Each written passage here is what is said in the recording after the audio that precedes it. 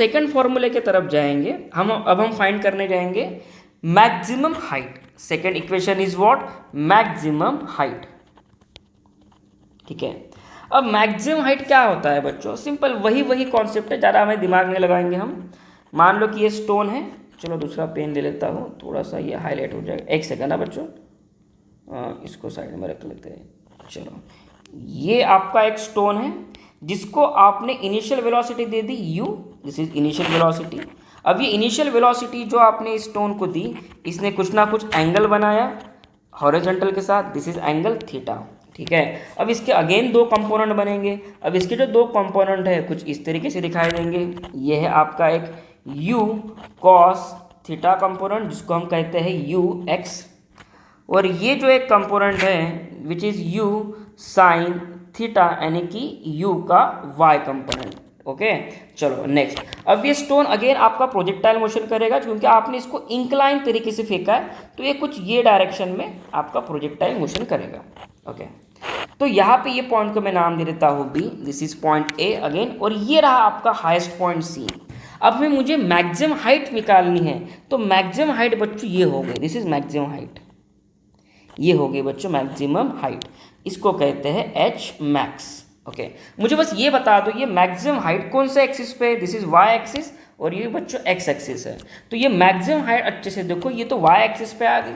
तो मुझे अगर ये मैक्सिमम हाइट निकालना है, मतलब मुझे वर्टिकल मोशन के लिए सॉल्व करना है इस पार्ट में, तो सिंपल मैं एक ही फॉर्मूला लगाता हूँ। अगर मुझे डिस्टेंस निकालना है तो हमारे पास काइनेमेटिक इक्वेशन एक ही है जिससे डिस्टेंस निकलेगा, that is S equals to U T plus half A T का क्या स्क्वायर।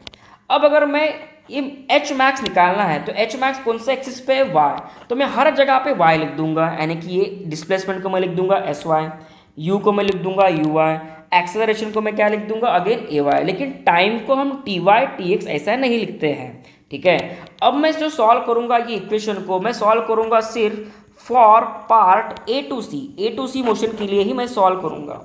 ठीक है, अब यहाँ पे देखो ए टू सी अगर मोशन के लिए अगर मैं सॉल्व करने जाऊँ, ज़रा देखो ये चीज़ देखो, यहाँ पे एस वाई मतलब क्या, मैक्सिमम हाइट, ये this is your S Y. मैं यहाँ पे लिख लेता हूँ कि एस वाई क्या हुआ बच्चों आपका एच मैक्स। ओके, अब इनिशियल वेलोसिटी का y कंपोनेंट कौन सा है, देखो इनिशियल वेलोसिटी का y कंपोनेंट ये रहा वो u साइन थीटा, तो इसको मैं बाजू में लिखता हूँ u साइन थीटा। ठीक है, अब ए टू सी जाने में जो टाइम लगता है, ए टू सी जाने में जो टाइम लगता है बच्चों इसको कहेंगे हम टाइम ऑफ असेंट, तो मैं इसको लिखता हूँ टाइम ए टू सी जो मोशन है उसको जो टाइम लगता है उससे मैं कहूँगा टाइम ऑफ असेंट, और इसका फॉर्मूला क्या होता है, इसका फॉर्मूला होता है u साइन थीटा अपॉन जी। ठीक है, अब जरा इन सभी डेटा को हमें यूज करना है, और आखिरी लास्ट पैरामीटर बच गया हमारा दैट इज ए वाई।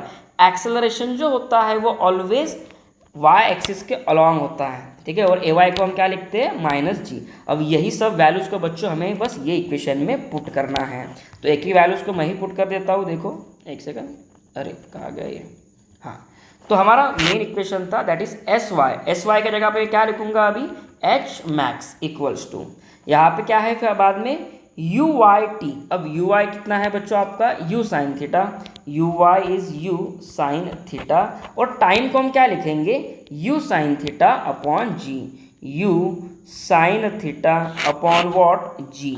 ठीक है, उसके बाद क्या टर्म है half a y t square. पहले तो मैं हाफ ए वाई की वैल्यू डाल देता हूँ, मैं पहले ही माइनस लगा देता हूँ। क्यों माइनस लगा रहा हूँ बच्चों में, देखो ए वाई की वैल्यू क्या होती है माइनस जी, तो इसलिए मैंने पहले यहाँ पे निगेटिव डाल दिया। अब टी का स्क्वायर मतलब ये टर्म का स्क्वायर लेना पड़ेगा मुझे, यानी कि यू साइन थीटा अपॉन जी, इसका क्या करना पड़ेगा बच्चों मुझे, इसका मुझे लेना पड़ेगा स्क्वायर। ठीक है, थोड़ी जगह स्पेस में इसको साइड में ले लेता हूँ।